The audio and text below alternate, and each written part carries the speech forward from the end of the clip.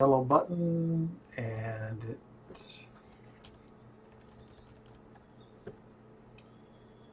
it is live on studio. All right. Fixing to go live, pre-gaming here a little bit. Plenty on our plate. I mean, Cam Newton had an excused absence from practice, and Alvin Kamara has had 3 unexcused absences from practice. And, Leonard Fournette was released by the Jacksonville Jaguars. We'll talk about all those things. And then we are live now, Emil. So, Beautiful. yes, a very interesting day. Hello, everybody. Glad you could make it along here. Obviously, plenty of fodder for us to deal with in this one. So we'll do a little preparation. Let some of you get in the room. We'll obviously be discussing the Leonard Fournette situation. And I'll put a little greeting in the...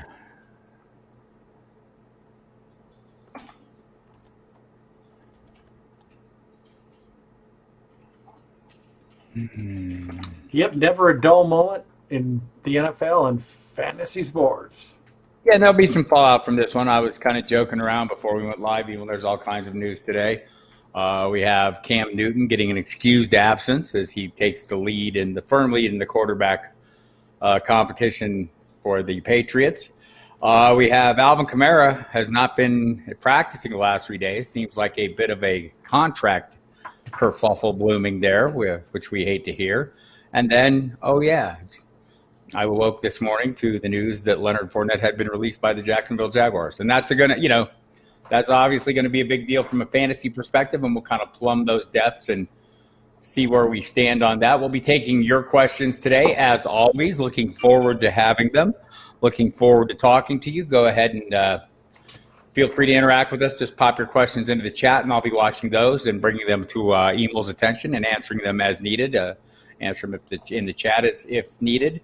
It's draft week. Everyone should be preparing for your final draft. So a lot going on, a lot of moving pieces to get our hands and heads around at this point in time. And so we'll ask your questions. We'll take questions about everything.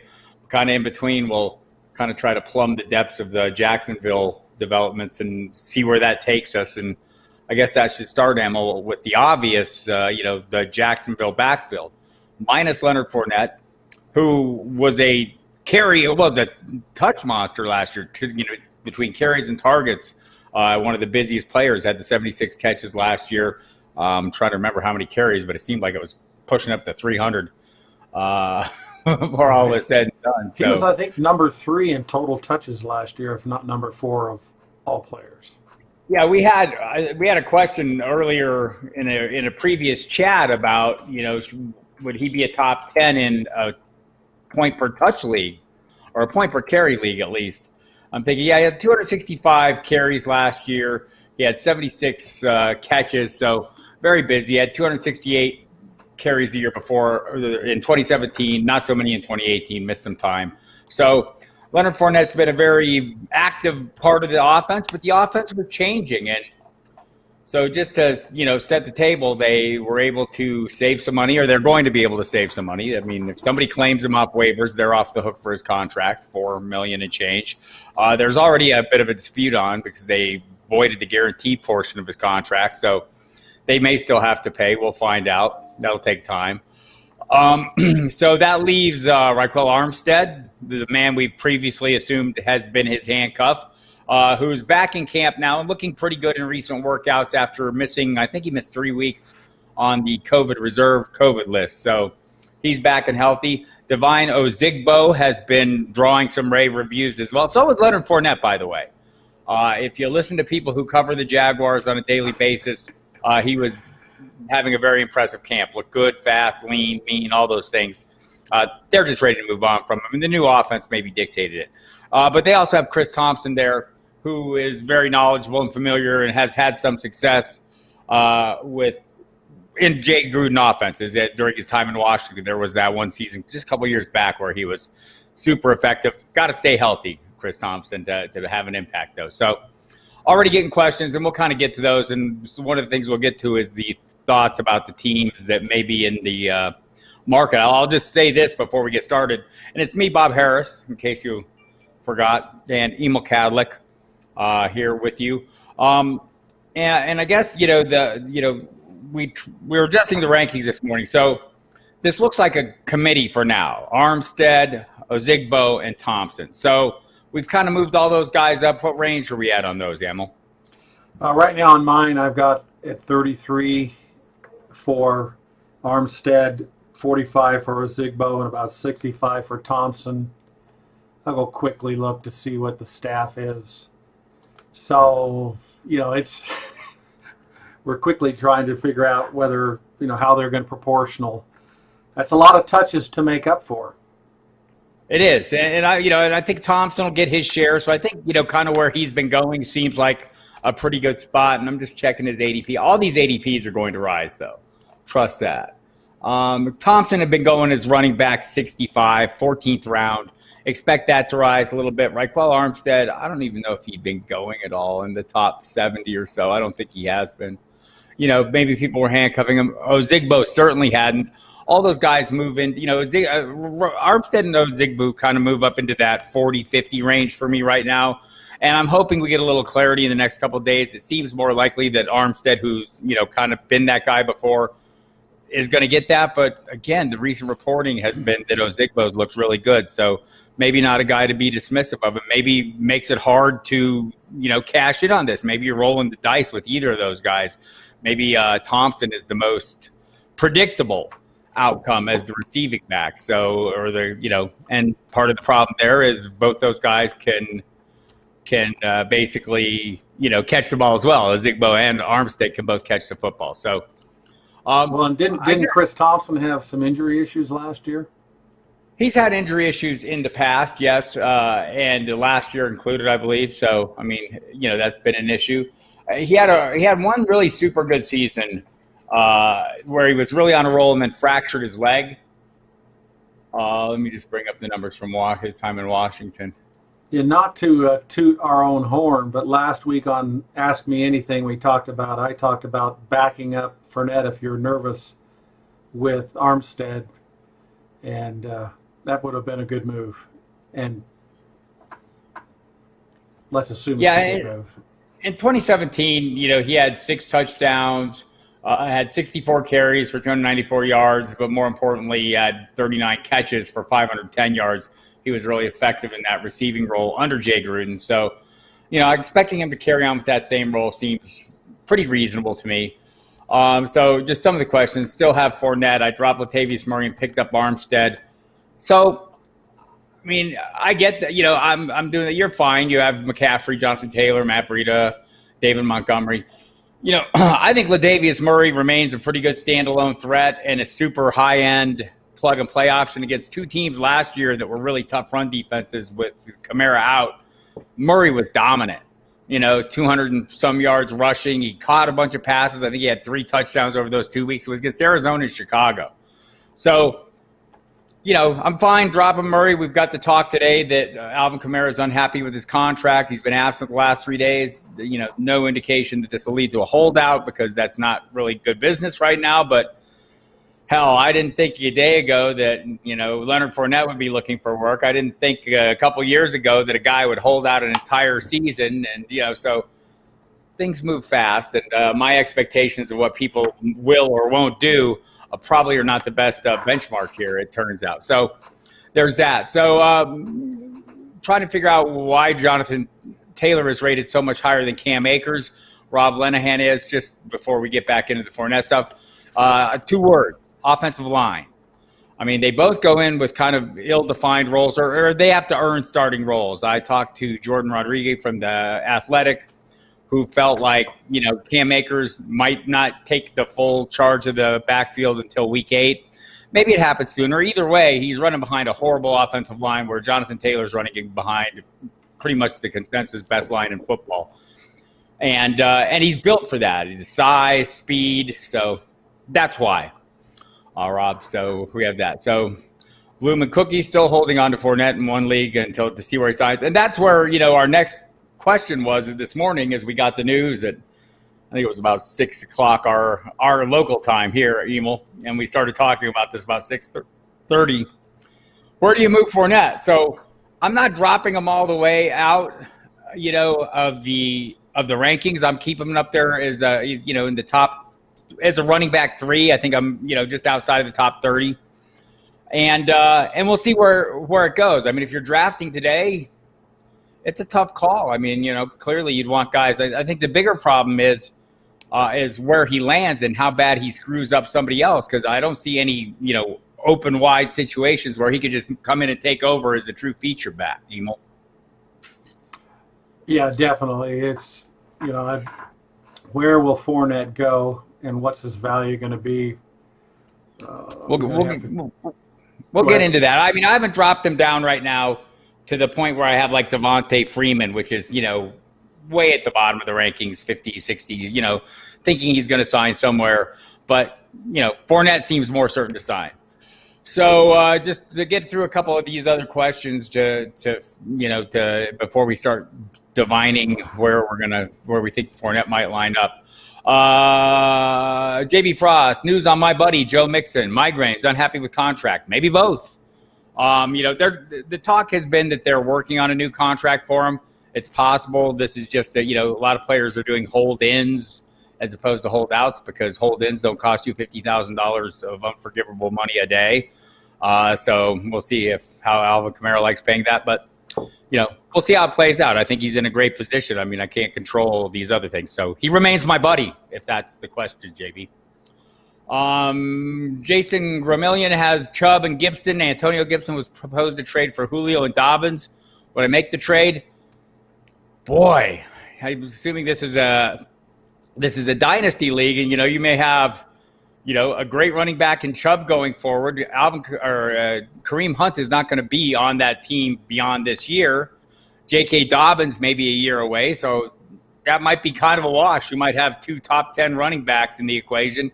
So the question becomes, do you want Antonio Gibson, an unknown quantity, or do you want Julio? I'd probably take the Julio side of this, the Julio Dobbins side. Emil, how about you? No, not he says it's a standard. So just for this year?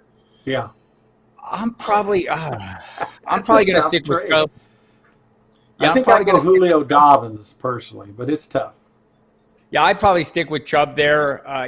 Would take him. I mean, I think the Gibson Dobbins, you're kind of, look, if you have a real strong feeling that Dobbins is going to take over a more substantial role this year behind Ingram, maybe move ahead of him, then yeah, absolutely do this. What if Fournette goes to Washington? Right, that is one of the possibilities we will discuss. I mean, clearly they're a team that's the backfield's a little bit in disarray. So that would tilt that trade a little bit. Well, let me see if there's any other questions here before we start talking about some of those possible destinations. It looks like that's what we have. And feel free to ask. We'll work in questions. We got one right here from Rob Lenahan. And we'll work the questions in as we're having the conversation about Fournette and anything about Kamara that comes up. Yeah, it is. It's a tough one, Jason. Honestly, man, that's almost a personal preference. It's a very fair offer, whoever made it. Deshaun Watson in your top tier quarterbacks or the top of the second group? He's at the top of the second group because the top tier is basically the 2-man tier. For me, it's the Jackson Mahomes tier. I almost have a second tier in between the next tier, which is the Prescott tier all by himself. But you move him down, it's Prescott for me. Watson is in that tier, although a little down lower. But it's Prescott, Russell Wilson, Kyler Murray, and then Watson for me. Emil, how about you? Yeah, exactly. I have Watson at 6, but there's definitely a tier at 2, and then at 6, that's the end of the tier. So I have Watson in that second tier. JB Frost wants to know Mark Andrews over Zach Ertz. For me, it's totally yes. And I think I think Zach Ertz is getting more appealing because his price is dropping a little bit. And maybe it shouldn't because they're having issues at wide receiver again. We have a Miles Sanders question, here, and we'll talk about that in a second, have some new news and information on that. But Mark Andrews, for me, easily over Zach Ertz. Andrews last year was such a vast portion of that passing attack. I think Marquise Brown gets a little bit more. But remember, Mark Andrews was only on the field like about 40% of the snaps. there's headroom here, people. There's room for growth, and he was targeted down the field. He had more passing yards down passes of over 20 yards than any other tight end except Travis Kelce. So he's a big factor in the downfield passing attack, and that's why I love him. I don't think we've seen Mark Andrews' ceiling yet. I think we've seen Ertz's ceiling, but in PPR, you can't go wrong, and you're getting him a fair amount cheaper. So, Emil, do you see that any differently? No, that's about it. It's exactly. There's a headroom. They got rid of one tight end. Yeah, it's a good one. Ertz is going in the 5th, which is very attractive too, because Andrews typically you're going to have to get him in what, 4th? High 4th? If you're drafting with me in the 3rd, but no, I think in general 3rd, 4th round for him. So, and I think Dallas Goedert's getting a lot of targets, but I wouldn't make that worry too much about Ertz. I think Ertz is still going to get his. All right, so Bloom and Cookie in a related question. You still comfortable with Miles Sanders, where he's ranked? There's some reporting this morning from the InsideTheBirds.com duo, our friend Adam Kaplan and Jeff Mosher, who basically, I think Adam saw on Sunday Sanders on the practice field doing mirroring drills where he's basically, doing things, but just going through the motions. No other players around him. They're trying to take it easy. Kaplan said it was a hamstring strain. It's first we've heard it's a hamstring. Jeff Mosher said basically the same thing, and they're just playing it safe, just like they are with Carson Wentz right now. So, yes, I'm still comfortable with that. I mean, and to be fair, I haven't moved like David Montgomery down materially, knowing even that he's going to lose one game because I think the workload over the rest of the season is going to be something you want. I kind of feel about the same with Miles Sanders, although he's obviously order of magnitude higher on my list. You're good with Miles Sanders where he's at, Emil? Yeah, I don't like hamstrings, but I hate to start getting too nervous about preseason things. Worries me about T.Y. Hilton because he missed so much time last year. So I think I'd let that go and not worry about it. All right, let's talk about some of the destinations, and for Leonard Fournette. And one of the things, the more horrifying. Mr. Breeze. So Brian Larkin using your cheat. I guess this, Brian, probably depends on your scoring system. I'm not sure what that is, but yes, because I don't have him as QB4. I have him about QB7 or 8 on my ranking, so could be possible that something is he 4 on the staff, Emil? Who are we talking about right now? Drew Brees? Oh, Drew Brees is like 8. Yeah, that's kind of where I have him. I'm wondering if you have some very interesting scoring system. And yeah, that'd be the 8th round is a fair price for him. And always, when you're using the rankings, the cheat sheets, use the Stomp tool or use a good average draft position, ranking, which we have on the site as well. So you know when to draft them. This is the thing about ranking that's really difficult, right? Like we may like players in a certain place, but you don't have to draft them to get them there. So there's a kind of a tug of war in our mind. We don't want to advise you to draft somebody too early because you can get them much later, yet we want to reflect where we think their performance is going to be. So definitely use the cheat sheets in conjunction with ADP so you aren't overpaying for anybody. That's something that hopefully everyone already does. The first starting point for Leonard Fournette, one of the first things I heard on Good Morning Football this morning as people started discussing, and it wasn't a bad point, was how about some of these teams that are in position to win now or are going to make a run? The first one on that list is a place where they lost a running back who was maybe going to be ahead of the rookie, and that was Kansas City, where Clyde Edwards-Helaire shot up the rankings as soon as Damian Williams opted out. Our expectation was that Williams would start and Clyde Edwards-Helaire, who was going in the 5th or 6th round, would kind of be a complimentary piece. What if Leonard Fournette arrives in Kansas City in the next couple of days, Emil? How would that? What kind of horror would that? Oh, it would be horror, because obviously you got the experienced veteran. Damian Williams came into Kansas City a couple of years ago, an average player, and excelled. So this guy Fournette could come in and just mess with everything that's happened the last 2 weeks. And I'm not saying he's going to flip flop, but CEH is probably going to drop out of the first round for sure. It's going right. I mean, there's already people. It seems like people are dialing back on him a little bit, kind of seeing him creeping backwards a little bit. And by the way, we were kind of on DeAndre Washington early as like the most likely handcuff. It's pretty well looking more like Darrell Williams with each passing day. I'm just curious, Brian, if you're still there, what your scoring system was to get you to breeze at number 4. Is it a 2-quarterback league? I'm just curious how that worked. It may have been interceptions also. If he's high on interceptions, he's been very efficient. Is it an interception, penalizing interceptions heavily, which is something our friend Marcus Grant has been, on board. We're always talking about leagues where we're trying to get quarterbacks to more 6-point passing TD. How much for the interception, Brian? But the trying to get quarterback scoring more on par, or the value more on par, the economics of picking a quarterback. And one of the suggestions Marcus has made is really penalizing heavily for interceptions. His point was it's pretty ridiculous for the quarterback like Jameis Winston, who threw 30 interceptions to go with his 30 touchdowns, is the top 5 quarterback. He hurt his team so bad. So interesting thoughts there. So anyway, the Kansas City, theory was pretty interesting. Pittsburgh Steelers was another theory, Emil, that came up. Obviously they had issues last year keeping James Conner healthy. He's healthy now. How much? They're both going about the same range. Connors and Fournette are both kind of that 3rd round range. So it's kind of interesting to think of what that might do to both of them. Were they heading for a timeshare? Yeah, you're talking Kansas City right now? Pittsburgh. Pittsburgh, sorry. Yeah, that would be interesting. That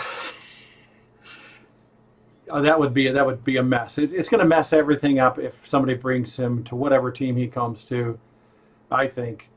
And the question is he worth it? Is $4.1 million worth it? He may be worth it to these teams. If they wait for him to pass through waivers, then they can negotiate with him. If there are multiple teams interested, maybe that even raises his value. I'll just throw out a couple others. The Chargers, where my guy Joshua Kelly is battling Justin Jackson for the Melvin Gordon role. That might be an interesting spot, a team that could have an interest in helping fill that void. Although the reporting on at least Kelly has been very positive, and Justin Jackson has had his moments as well. And another higher end one that maybe we wouldn't want to see. Well, I don't know if it's higher, but Philadelphia, where Miles Sanders is, maybe a little nicked up. They were looking to add a body earlier in the offseason. Ended up missing out on Carlos Hyde, decided to pass on Devonta Freeman. These would all be semi-disastrous for people who are already done. So given that information, and you're drafting along here in the next few days before anything happens with Fournette, of course, when does he clear waivers? Fairly quickly? If he goes on waivers today at 4. So a couple of things are possible here. If it's possible that they could get some trade interest now. We saw that with Kalen Ballage, where the Dolphins released him or said they were going to release him early in the day. By the end of the day, the New York Jets had traded for him. Of course, he subsequently failed his physical, reverted back. Now he's released and free to sign with anyone. So the same thing could happen with Fournette. Somebody could still say now, oh, wow, we could just give away a 7th-round pick or maybe even a conditional pick, which is what Ballage went for, right? Just only if, he does certain things we have to pay up. So that's possible, and so we'll know that about 4 p.m. Eastern time today if he clears waivers or if he is waived officially, goes on the list. And then tomorrow, all the teams will have a chance to claim him on waivers. So it may happen fairly quickly, but the point is, as we kind of talk about these things, he's still a viable pick in drafts right now. If you can get him late enough, he could really make a difference on your roster. Yeah, I think for me, the bigger concern is, him going somewhere where I'm heavily invested in someone higher up the ranks, whether it would be Kansas City, Philadelphia. Some talk about Los Angeles. I know my guy Michael Fabiano, says he's been talking. Miami is another one, although I don't think that'd screw anyone up because everyone's so cheap. Lou McCookie threw that in there, and, we'll talk about those backs as well. But the Los Angeles Rams, where he would be reunited with his former teammate Jalen Ramsey. By the way, those guys are the 2 top 5 draft picks that have been released by their teams, and it was the same team currently in the NFL. So Jacksonville in a bit of a rebuild here. And by the way, Brian Larkin, -2 only no matter what on the interceptions. That's it's interesting how he would get up to number 4 on the overall. But anyhow, so Miami, where they have Jordan Howard as the top weapon, Matt Breida is the backup. Tampa Bay has been mentioned as a possibility. If you want me, I'll throw them all out there. You guys can all comment on them in the comments. By the way, hit the subscribe button if you haven't already. That way you know that when we're going live and you can come in and catch whatever's going on. And also go to the website, footballdiehards.com/free trial. If you're not a subscriber, to look around, see what we have. And if you want to subscribe, use the promo code Diehards when you purchase to get a 15% discount. That'd be great. But yes, Tampa Bay has been mentioned. Who else has been mentioned? Tampa Bay, the Eagles, Bears, David Montgomery hurt early. Ooh. The Falcons, could they use another body? The Seahawks, he would be a great fit for that offense, and it would destroy my other buddy, Chris Carson, who I love. And what did Seattle offer Devontae Freeman a few weeks ago? Well, they got Carlos Hyde, so, So that's over, yeah. Well, maybe not. It's been thrown out there, so we'll see. Look, anything's possible. Someone has mentioned Pro Football Talk threw the Packers in there because former Jaguars offensive coordinator has that same job in Green Bay, so they seem like they have enough. How about the Patriots? Just because they don't have enough running backs. Tampa Bay seems like it makes a hell of a lot of sense to me. I'll be honest with you. Of all these teams we've mentioned, Tampa Bay makes the most sense. Bruce Arians commented on it. You'll find an update on the site right now discussing that, where he would not dismiss it. Why would anyone want him? He wasn't even the third best in Jacksonville, not the Packers.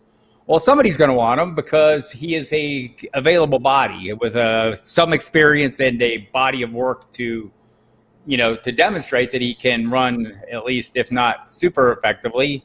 He can be an effective part of an offense as he was last year in Jacksonville. So, someone's going to want him. Sorry, kids. It's going to have the question is going to be is how much it impacts the guys we already want, or can we grab him in our drafts and get some value out of him? And I think that's going to be the big concern.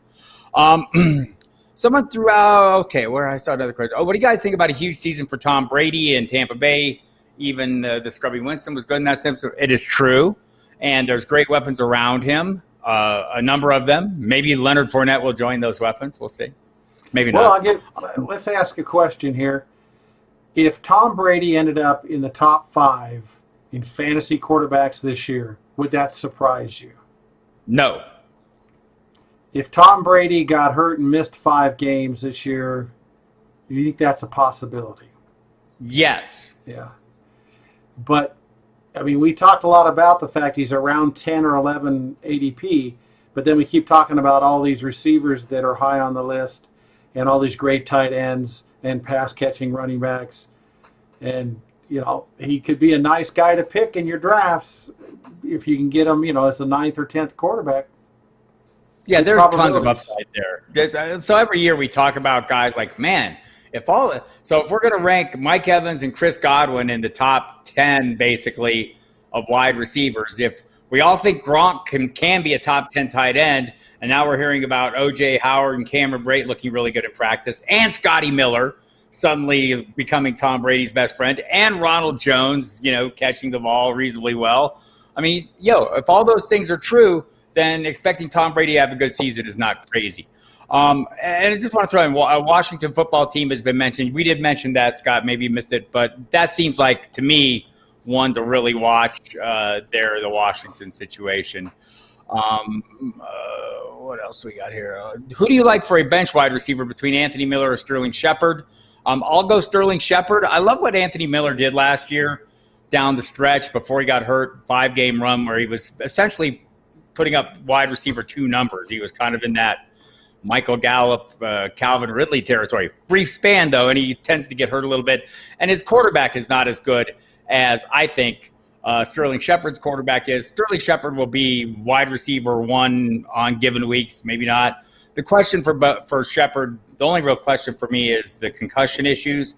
And I think I'd still go with him over Miller, just given the disparity in their roles and in their quarterback situation. Emil, how do you feel? Yeah, I agree with that. Obviously, I've talked a lot about Shepard's concussion problems last year, and if it happens again, it could really cost them taking it lost. But he's number 1 right now on that team. The team's moving up. The quarterback looked good last year. I think I would take Shepard over Miller. But I'm excited about Miller also, but Shepard would be over him. Yeah, a little more to hang your hat on with Shepard, and just more of an anticipated role. The Bears say they want to run the ball more. We'll see if Leonard Fournette or David Montgomery can get that done for them. I'm just kidding about the Fournette kids that we know of at the moment. Gerald Smith drafted Edwards-Helaire at 10 in the first round, 12-team non-PPR, 2 running back, 3 1. No, that's not too early for him. I think, in a non-PPR, his value maybe diminishes a little bit. I think his receiving equity is a big part of why he shot right up at the top in the receiving role in that offense. But still, there's touchdowns to be had in Kansas City. It's a hell of an offense. Yeah, 10's not bad. I would live with that for sure. What do we got? What about a Boston Scott going beyond the handcuff factor, like a running back 4 or 5? I'm not against it. I mean, I think, it's similar to maybe, not a Naheem Hines role or a Chris Thompson role, but it's possible, right? So, I mean, he was pretty good late last season when they really needed him to be. So, and maybe he's part of the reason why they haven't brought another running back in yet. Yeah. Where we stand on that tomorrow. Boston Scott, of any interest to you, Emil, in a non-handcuffed kind of a standalone role? Well, running back 4 or 5, that sounds about right. Maybe 5. I haven't taken him. Yeah, I mean, I'm taking shots on Emil Benjamin in some of my leagues as my running back 5. So depending on how your league plays out, I could certainly make a pretty good. And I have Boston Scott in a few best ball leagues. Very late investment. All right, so let's see if we have any other questions here that I have missed. Appreciate y'all coming. Appreciate the questions and the interaction. Jump in with any comments you have or anything you might have, beyond the things we're talking about, which is primarily Leonard Fournette, because it's an exciting, interesting thing, and it just happened. And so did the Alvin Kamara news come out. We hadn't heard that he'd missed the last 3 games unexcused, and that his contract related. Adam Schefter's reporting that. So might be worth a late round flyer for some Ty Montgomery in that Boston Scott spot, since he signed with the Saints this offseason, because he seems like he'd be more of a pretty good fit if there was no Alvin Kamara. I think Latavius Murray is obviously the clear-cut number 2. Mark Ingram holding off J.K. Dobbins and repeating last year's stats. J.B. Frost would like to know the odds of that. Emil, your impression? Well, I'm a little late. Those are the things that we just don't really know. Of course, we can see a little bit in this preseason and on the networks, the NFL networks. Why did they take Dobbins? Did they take him for this year, or did they take him for the following year, and maybe they're going to get rid of Ingram? But it's still going to take time. I would think it's going to take time in the beginning of the year to really get Dobbins going. I've been leaving Ingram go because typically he's being taken higher than I like him to take him. So I'm just letting that happen, and I've taken Dobbins just in a few. So I've got some shares of Dobbins, and I understand why people are taking Ingram. And so I don't really have the answer. I don't have a feel for that yet. What about you, Bob? Ingram going 407 right now, which I don't think is an unfair price. Projecting his stats, I think not as good as last year, because Dobbins arguably as good as any back coming into this draft class. I mean, I like Jonathan Taylor, but before the landing spots, it was hard to argue with Taylor, Dobbins, guys like that as the top guys. So, I think it could happen as we go down the stretch. I keep envisioning, and I think most people are drafting him. It's a 7th round price tag right now for Dobbins. Middle of the 6th round. Look, if you go running back early and you're looking to fill out that 4th running back or whatever, if you get 3 running backs in those first 5 rounds, something that happens for me a fair amount. I think Dobbins is a great play at that price. Just they're a run-heavy team. That seems likely to continue. Gus Edwards averaged 5 yards a carry or something ridiculous last year. I should look and make sure that's true. And can you handcuff? I don't think you can handcuff. Well, you can, but you're having to pay a lot. Yeah, I don't want to handcuff. It's more of a standalone factor for me. Yeah. Gus Edwards averaged 5.3 yards a carry on 46. What do you have? 133 carries last year. So it's not like had 700 yards. Think about that. Gus Edwards had 700 yards. Do you remember that happening? No. So it just seems to me that I think those guys are fairly priced. I I kind of expect Ingram to get one more year, but I just don't think it'll be as good of a year. He had a ton of touchdowns last year. I think there's going to be some regression there. And remember, the best running back on that roster is still the guy that plays quarterback also. Scott Scandal was asking about Devontae Parker in Miami. Been drafting him in the mid-rounds, and I've seen him go in about the 6th round, and I think that's a great price. And I agree with you.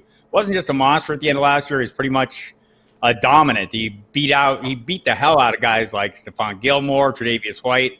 He was really crushing some of the best cornerbacks in the league down the stretch last year.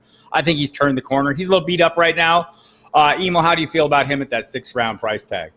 I think that's a great price. He was like a top 3 wide receiver at the end of last year, and now we're drafting him as the 30th wide receiver or whatever it is. You're still getting value for him. Sure, it was 1 year, and he was so bad for so many years, but a 6th round pick to get a guy who may be an wide receiver 1, I think it's worth it.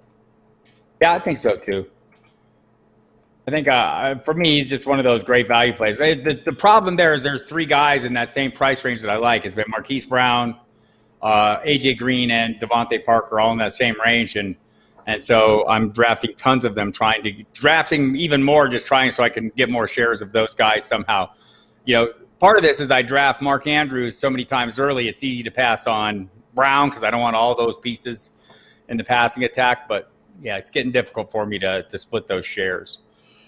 Hoping to get some advice on to target a running back late in the draft this year that is a keeper for next year. Any suggestions? Thanks in advance. Says a name that's hard to Haiku Rex. 1229. Joshua Kelly's a guy for me that you can get very late in drafts still. And I think that's probably the guy that I'm most heavily targeting. I mean, there are other guys you can get, but you're going to have to pay more for them. Emil? Yeah, well, Dylan for Green Bay, but I don't know about next year because, I don't think Jones is really going away. Well, this is the last year of his contract with Green Bay, so that might be a And we just talked about Dobbins, although you're going to have to take him in the 7th round, but he could be incredible next year if Ingram is not there. Yeah, that's so for me. I mean, the guys that fit the mold for late round. I mean, there's a couple of them, but it's mostly Joshua Kelly. I mean, Zach Moss is his ADP is climbing as well. He's getting closer. Where is he right now? He's in the 8th round. I think that'd be a good play, a guy that could maybe end up being a feature back this year. So those would be a couple of them. And I think both of them could have some value this year. Is Gerald Smith okay with Roethlisberger and Joe Burrow at quarterback? I don't know. Are their buys the same week? Who is that again? Burrow and Roethlisberger. I mean, other than that, sure. Let's see. Roethlisberger is by 8, and Burrow is 9. So definitely not a problem there. Yeah, I wasn't sure they're in the same division. You're taking a rookie and you're taking a guy who got hurt, but I think that may be a good combination. A rookie with a lot of upside, man. Really great reporting coming out on him. He's a little older than the average rookie, coming off one of the most notable college seasons we've ever seen. So, yeah, I'd go with that. And Big Ben looks like he's good to go, throwing the ball reasonably well. I'll co-sign on that one. PPR league with only 4 allowed on the bench. He has James White, Zach Moss, or drop 1 for Naheem Hines. No, not me. I'm keeping both the guys I have in that one. Emil? Yeah, I agree with you. I would keep what you got. Yeah, I mean, I'm not against Hines. I like to talk earlier. The coaches there are from the time in San Diego when Danny Woodhead was the thing. So yeah, I see why, but I'm not going that far. 18-team, 25-player team to draft was last night. Someone took Lazard in the 7th. I stole my sleeper pick in the 10th round. MVS, coaches wanted to be wide receiver number 2. Coaches want him to be, but so far he is not. But that doesn't mean the wide receiver 3 there isn't going to have value if that's where he ends up being stuck. So, I'm on board with that and, paying the later price tag for that. Michael Alexander, Beckel, does Preston Williams have any value then? He does, man. I think he's an easily overlooked piece, but he's a much cheaper piece coming off the torn ACL. He's working fully. Talked to Alain Poupard from Sports Illustrated, who says both Devontae Parker and Preston Williams have looked very good and have clearly really good chemistry with Ryan Fitzpatrick at this point, and it's carrying over to Cam. Drop Zach Moss for Raquel Armstead. Emil, go. No, I wouldn't right now. I think Moss has got a higher probability of succeeding, even though he's sharing. Armstead's going to probably be sharing with that guy. I can't remember pronounce his name. Divine Ozigbo. Yeah, it would be a risk to do that, and of course this is probably a redraft league, but I would keep Moss personally. Just catching up on some news, a new report out on Alvin Kamara that is just more detailed, doesn't effectively change anything. One of the things, though, that should be pointed out, any of these guys that are holding out, the change in the collective bargaining agreement does two things. Number one, they don't get their accrued season towards free agency. So if they hold out all year, they find themselves limiting their value the following year. And it's $50,000. The Saints can fine him $40,000 per day, although these fines are not mandatory since he's still on his rookie contract. So a little better, different deal for him. But still, I mean, you're not really gaining any ground if you hold out. He's on his rookie contract, scheduled to make $2 million and change this year. Didn't have as good an agent as Leonard Fournette, apparently, on his rookie contract. Steve L., PPR League. He has DJ Moore, Robert Woods, Michael Gallup, and Anthony Miller. Would he drop Miller and go for a long shot on Alan Lazard or Henry Ruggs? I mean, I might go for the upside play of Ruggs in this case. I mean, you have really solid starters. And I think Ruggs is going to have a role regardless. Just matters how you feel about rookies. If you have a problem not with rookies, and then stick with Miller. And remember, Miller did play well last year in a situation where the quarterback didn't perform that well. What caught him was his injury. So you got an experienced player who hopefully will be healthy this year in Miller. So you may want to keep Miller. See what happens. Yeah. I would personally, I would make the upside play of Ruggs and give it a go. But Miller is definitely the safer play, and he is healthy now, and he's been practicing. So there's that. CeeDee Lamb, overhyped. Anyway, he starts this year. Well, he's going to be the third receiver in those three receiver sets, but there's a lot of mouths to feed there. I don't think his playmaking ability or his talent have been overhyped. I just question the role, and I think people forget how good Michael Gallup was last year. The real question is Amari Cooper going to be a true wide receiver one? Do you want to ride the Amari coaster and get those up and down weeks? I just feel like, I'd rather have Michael Gallup, about 4 rounds later. Maybe that's changing. I haven't looked, so I shouldn't say it. But, I mean, there's been a fair amount of difference in their ADP, and I'll just take a quick look and verify that while we're talking. But I think if you even want the cheaper component, then CeeDee Lamb is it. Let's see. Gallup has moved up, so Amari Cooper, early round 4. Gallup is now round 7. So 3-round difference. CeeDee Lamb, I think, is not far behind him. CeeDee Lamb is now in round 8. I think that's getting pretty high. A lot of talk about having 3,000-yard receivers. It doesn't happen very often. Ezekiel Elliott is still there, so I don't know. I don't know if it's overhyped. I think he's really good, but I just wonder if the role is going to be that conducive. Yeah, he's a great player, but he's a rookie. If Cooper has health issues, then maybe CD will get more opportunities. But it sounds like Gallup's got he's had a great year. He's got the experience, and you got a 7th round value, which is a lot better than CD. You're going to have to take him in the 8th, and you've got no experience. Yeah, it's a little worrisome for me. It seems like a little reachy. I mean, some of the guys going in that same range, Deontay Johnson is going in that same range. Who I think Deebo Samuel. I think that's pretty risky. Marvin Jones. So Marvin Jones is going the player after him. I would probably take Marvin Jones, a legit touchdown threat. Says he wants to score 15 this year. I don't know that he will, but he scored a lot last year. Had a 4-touchdown game. What did he score? 11. I think he tied. He had a lot. Yeah, he's for some reason he's one of those players that people just forget about between January and August when it's time to draft. Right. I love Kenny Golladay. I think he's phenomenal, and I draft him. But every time I draft him, I think, man, I could have had I could have Marvin Jones about 7 rounds later, and it really irritates me. What did he do last year? He had 9 touchdowns, receptions. He had 9 touchdowns last year. That's pretty good. Amount.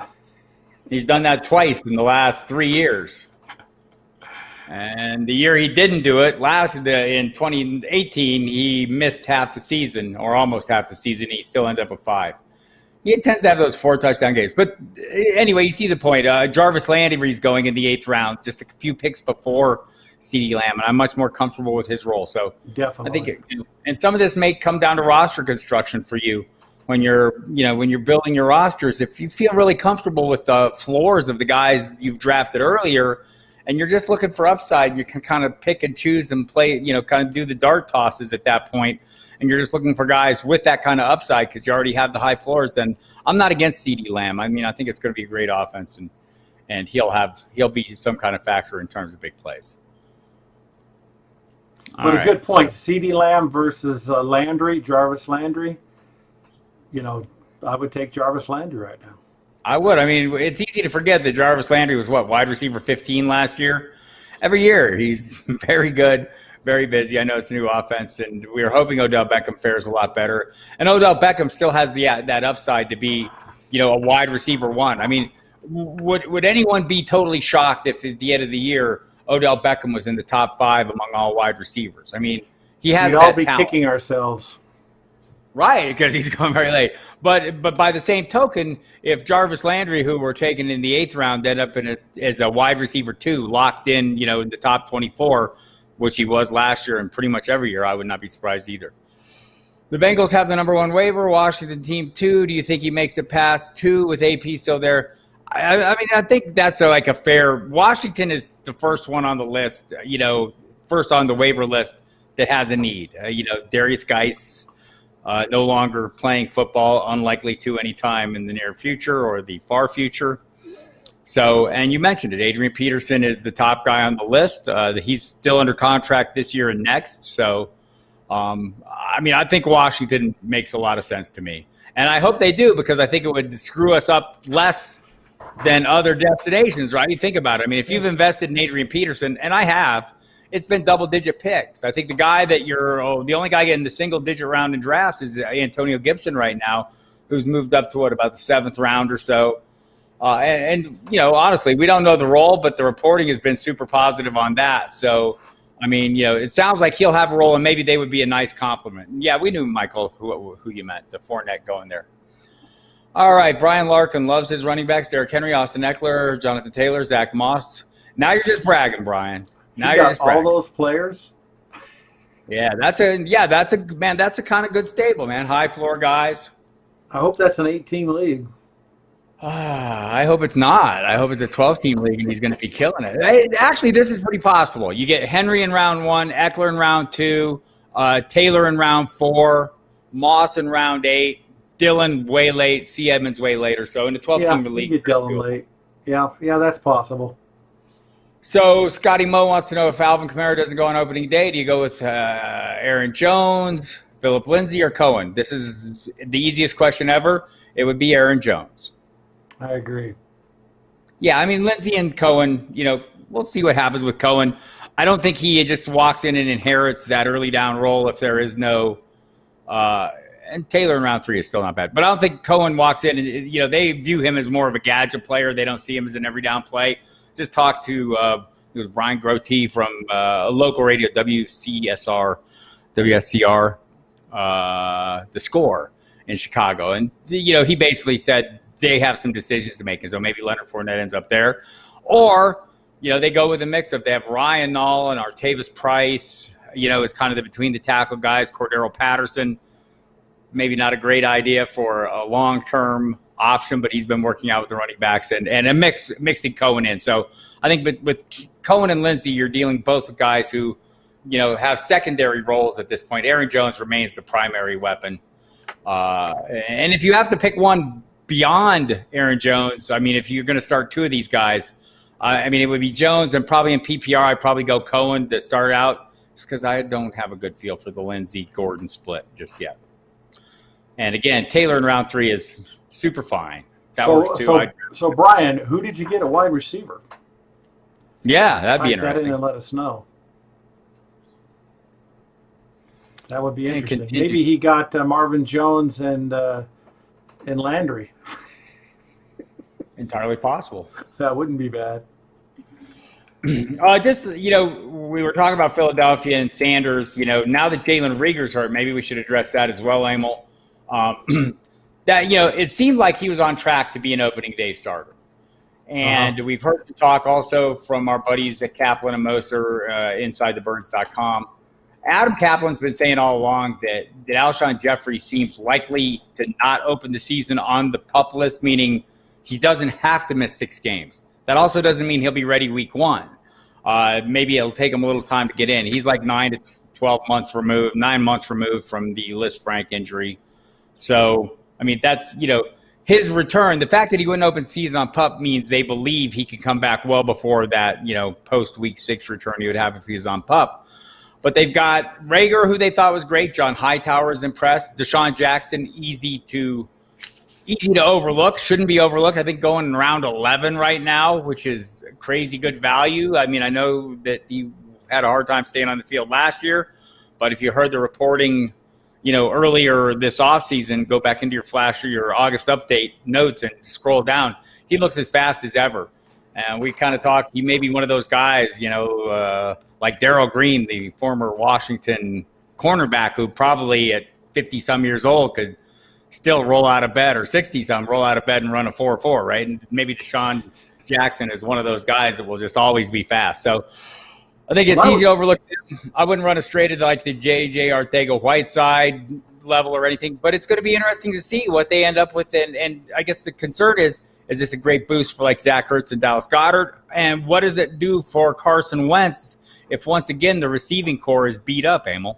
Wow. Well, he finished 8 last year in fantasy at quarterback. So and it's got to be frustrating because it was devastating last year. And Alshon, maybe he makes it to week 1, but I don't know if he's going to get a ton of snaps that first week unless they're in desperation mode. But hopefully they can find somebody, even if it's not Rieger, to get in there and take most of the snaps. Yeah, a little talk about John Hightower, another rookie getting a little buzz. A guy that they said, looks like he could contribute. And Greg Ward, the guy that kind of showed up late last season, former quarterback who kind of developed some chemistry with Wentz. And we'll see. A lot of talk that J.J. Arcega-Whiteside has, in better shape, lost a little weight. He was never a speed guy. He's kind of a big physical, high point the ball kind of guy, good red zone weapon. So, yeah, I'm not downplaying Carson Wentz, but I'm not going to dial up any of those wide receivers. I'm going to kind of wait and play it out. I have a lot of shares of Deshaun Jackson in that past 10th round. I have way too many shares of Alshon Jeffrey in the 15th round and later. But it's basically a freebie, so I'm okay with it. Don't have a lot of Jalen Rager, I got to admit. And he's going to be, I should have stipulated, he sounds like he'll miss 4 weeks. Certainly 1 game, and then kind of like David Montgomery, missed that first game and then kind of be iffy after that. Will Fuller, keeper in round 15. Hell yeah. Yeah, it looks like he got Allen Robinson in 4, Hollywood Brown in 5, Fuller in 15. That's a hell of a team. Obviously, it's a keeper league, so we're not really sure what was happening around that, but that's a hell of a team. Yeah, I would roll with that team, Brian. Good job there. We got about 10 minutes or so left here, everybody. So if you have any more questions, jump on in with them. We'll go later if we're getting questions, but kind of generally go about an hour on these. We do Monday, Wednesday, and Friday, 3 p.m. Eastern time. We do Tuesday and Thursday, 8 p.m. Eastern time. Generally try to fit in a mock draft on some of those. Emil and John Lobb did a mock draft on Saturday. We'll see if we do another one of those this coming weekend. Had a great turnout. So we appreciate everyone coming in, and we appreciate you hitting the subscribe button. We'll have content here throughout the regular season as well. Our DFS lineup shows every week, our pregame and Wednesday night and Sunday morning. See if I can keep it all straight. Is that correct, Emil, on the DFS shows? Yep. That's where we've been there. So we'll have that, and we'll try and add a little more video content throughout the season because it seems like fun. I do an injury report every Saturday that you'll find on this channel as well and on the website. So the Flash update will start next week. That's our regular season in-season premium content. It will include my fantasy GM. Emil is fervently still working on that, adding pieces all the time, getting it dialed up, getting it tuned in. You're going to love it, be able to bring in your roster information across a broad spectrum of commissioner sites. And if you're like me, I'm in 20-plus leagues. It's hard to keep up with free agency. I will be using my fantasy GM to keep track of that. It keeps track of my rosters and makes recommendations based on the available talent. It also watches my opposition's rosters, makes recommendations based on their needs, so I can maybe make some preemptory moves on them. Also has lineup optimizers, the whole 9 yards. Great product. So hope you can check that out if you get a chance. It's footballdiehards.com/free trial. Hope you listen to SiriusXM Fantasy Sports Radio. The Football Diehards are on Friday, Saturday, Sunday, and Monday on that station. Mike Dempsey and I hosting those shows. We also split time with Michael Fabiano on Fantasy Dirt every night at 8 p.m. Eastern. And you can catch us on Saturdays on SiriusXM NFL Radio, Dempsey and I, for 3 hours. We'll move a little later in the night. Right now we've been going 5 to 8. This coming week is cut down, so we'll be 6 to 9 on NFL Radio, and we'll be able to take your calls there. So if you have any, please holler at us there. And in the meantime, we'll be here. So get us a few more questions if you have them. We'd love to hear from you. Any comments and any suggestions you have, things you'd like to talk about, hear about, see in terms of mock drafts, we'd be happy to hear. So, Bob, we've talked a lot about Fournette. It really sounds to me there's a significant amount of teams that really could use him. Is $4 million too much? And if nobody takes this guy, what is that? We're going to find out what other teams think about Fournette, I guess.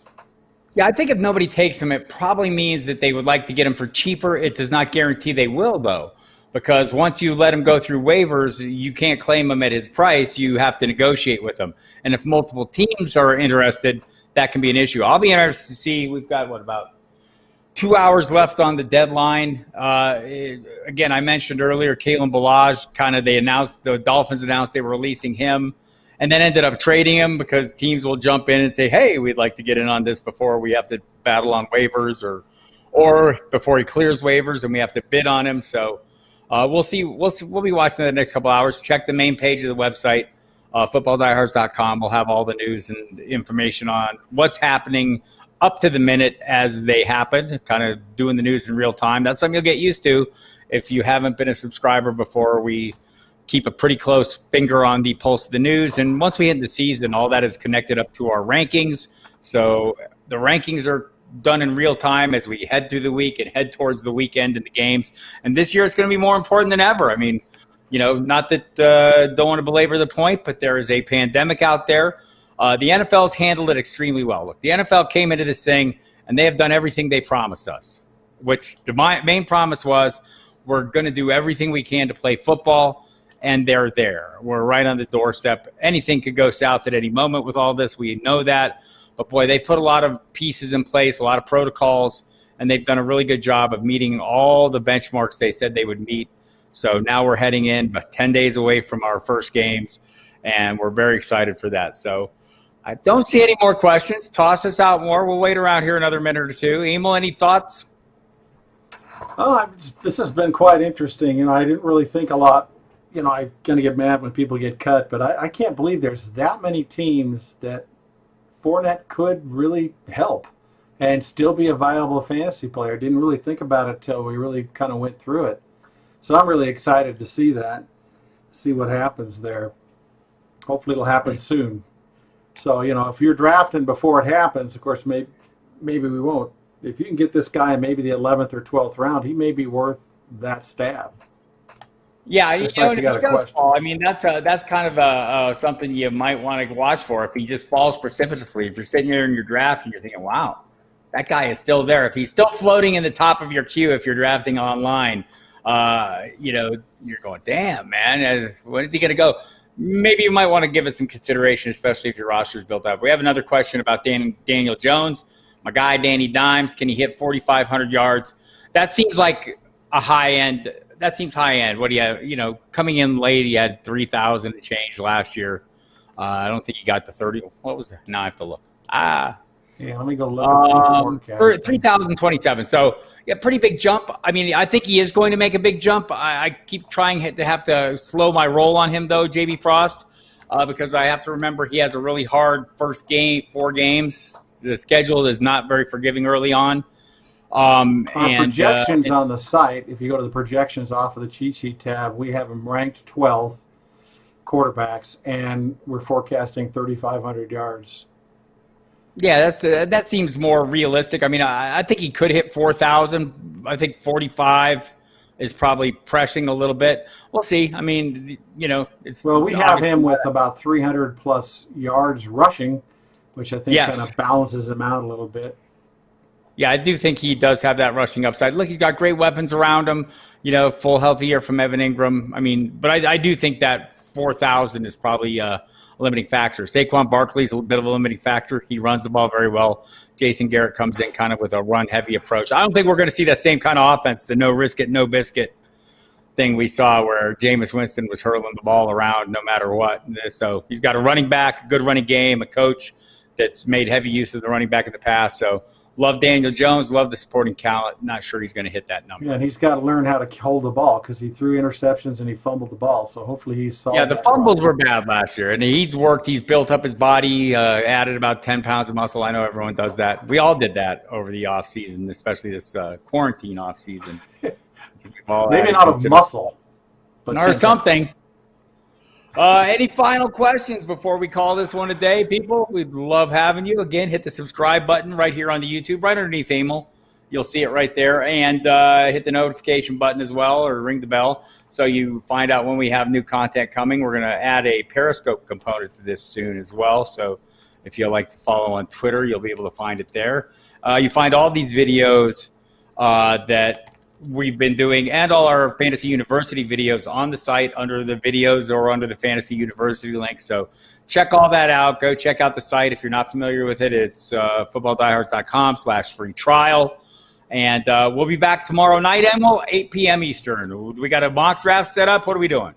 Yeah, we'll do a mock draft. It's not set up yet, but it will be. All right.